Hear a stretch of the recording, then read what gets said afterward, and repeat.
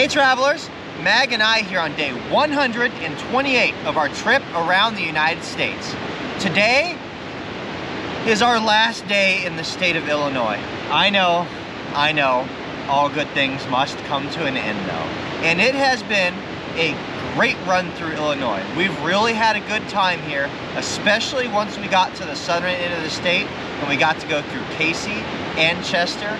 Both were towns that are amazing that if you haven't already, put a pin on your map because you want to visit both of those. Great geocaching, great sights to see, great people, great all around. We've had a good time of it. This morning, we're kicking things off from the Kincaid Lake Spillway on the west side of Murfreesboro.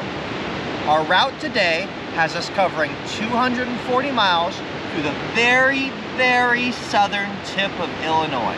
Our route ends when we reach the city of Paducah in Kentucky. Now, we have a lot of targets on the list for Paducah for tomorrow, but I'm thinking the way the timing is going to line up that we'll be able to get those targets tonight.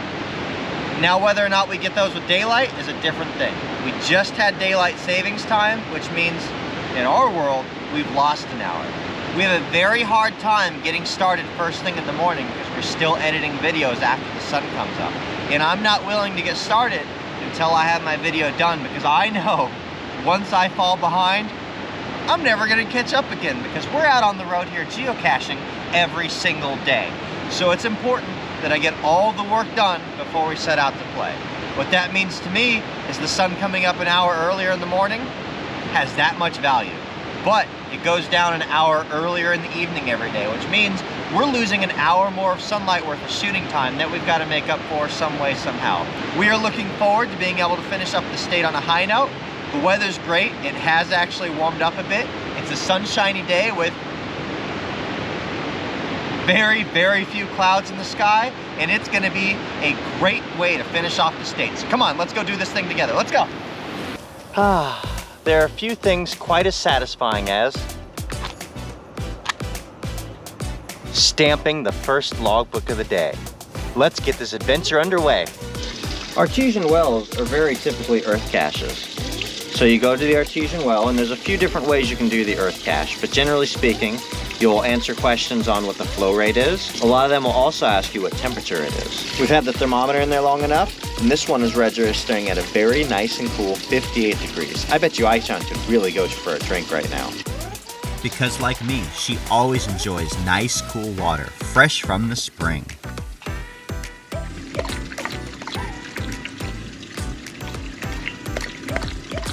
A very convenient time to come across an artesian well too, because we were out of water.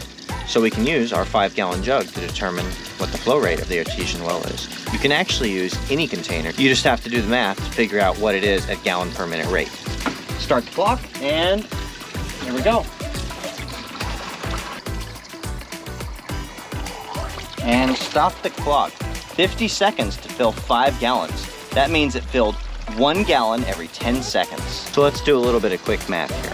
If we got 5 gallons in 50 seconds, that means we get 1 gallon every 10 seconds, which means that the flow rate on this artesian well is 6 gallons per minute. The Big Muddy River is a 156-mile-long river in southern Illinois. It joins the Mississippi River just south of Grand Tower. It contains massive amounts of sediment and silt, some of the largest in any North American river.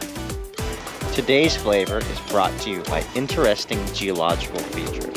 So right now, I'm standing on the exact state line between Illinois and Missouri. It's an interesting spot that hasn't changed state line because it's what we call an avulsion. I've never done an earth cache on an avulsion before, so it's interesting to learn about this process. But essentially, normally when the river changes course, we're used to doing so through erosion. It cuts away at the banks as it moves its way through its flow, and it will naturally meander and change its course over time as it cuts a dirt path.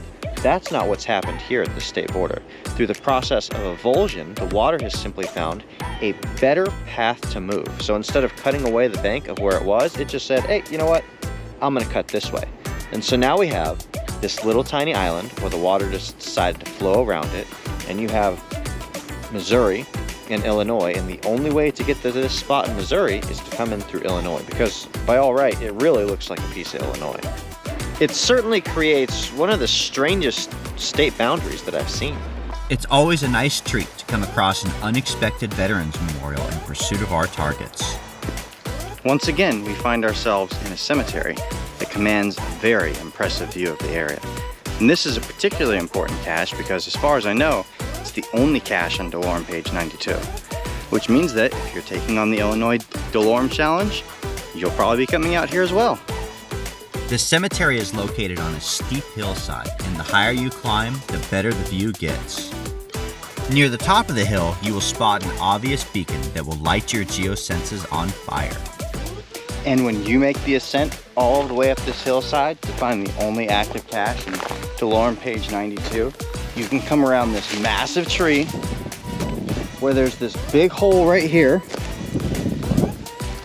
and take a look at the leaf litter inside. Then, to reward you for coming up here, or down here really, you can treat yourself to an enjoyable micro-find at the base of the tree.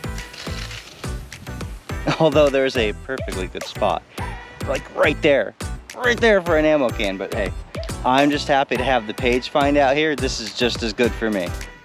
And Aichan was more than happy to enjoy the stroll and appreciate the view all along the way. This has definitely been the most rural part of Illinois that we've experienced in the southern tip of the state. It's been a lot of forest, some mountains, a lot of country roads. All the towns have been pretty small, and the caches have been few and far between because it's pretty far out here and there's not as many people who live here. Plus, there's not as many places to put geocaches either. So a lot of what I've been finding today have been in cemeteries. This is a pretty beautiful cemetery too. Actually, a lot of them had fantastic views, but just goes to show every day delivers something a little different. And here we have an unusual pile of sticks. Always the indicator that we're looking for, that the prize is within reach. Survey says, there we have it. For our last stop in Illinois, we visited the booming metropolis of Metropolis, with a population of around 6,000. A little more than 40 years ago, the Illinois state legislature passed Resolution 572, declaring Metropolis the home of Superman. Each year in June, fans from all over the world gather in Metropolis for the annual Superman celebration. The city holds their position with pride, celebrating Superman on many street corners and in murals all over town. Well, I suppose I shouldn't expect this one to work, but still, I think it's time to change clothes.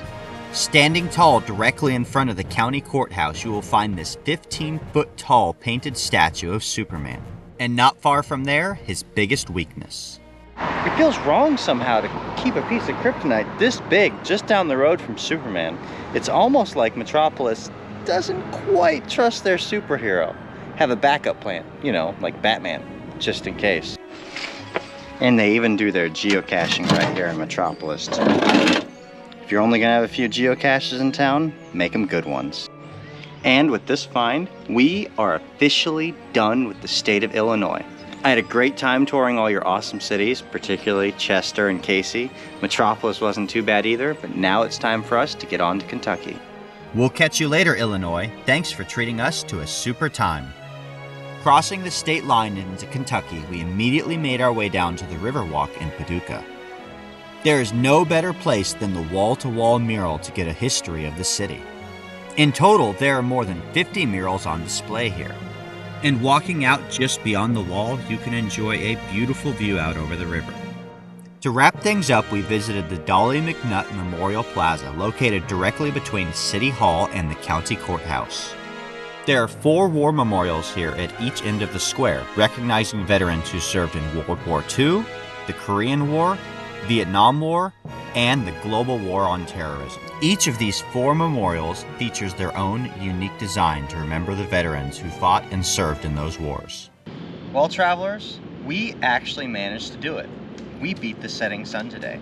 We finished our entire target list for Illinois, made it to Paducah, and had time to tour the area here too before we finally lost our sunlight for the day.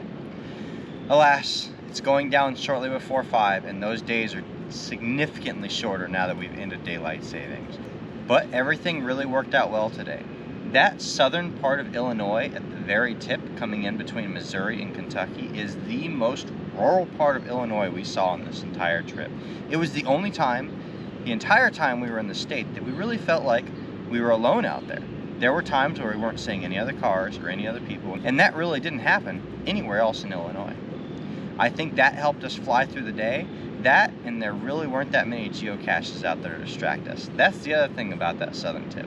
Most of the rest of the state has a good smattering of options around the counties and the pages, but once you get down to that really southern point, they kind of start to taper off.